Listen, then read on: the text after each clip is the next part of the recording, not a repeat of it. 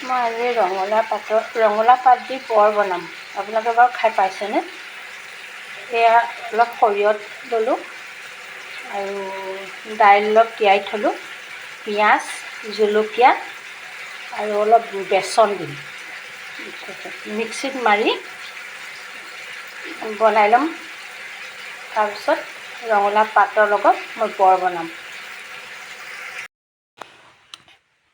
ৰঙালাও পাতৰ বৰ বনাম বুলি কৈছিলোঁ যে, মই ডিজাইন কৰি ল'লোঁ। ডিজাইন কৰি মই বেচনৰ যিখিনি বনাইছিলোঁ সেইখিনি মিক্স কৰি ল'লোঁ। লৈ পেলাই তেলটো অলপ কমাই দিব। তেলটো অলপ কমাই দিলে বৰটো ভাল হ'ব। ৰঙা হ'লে বেছি ভাল হয়।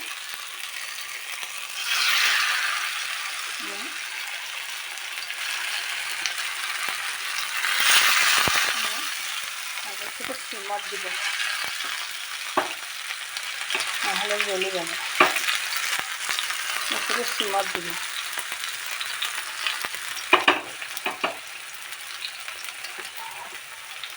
খাবলৈ কেনেকুৱা হয় নাজানো, বনাইছোঁ। মোৰ ৰঙালাও পাতৰ বৰ ৰেডি হৈ গ'ল।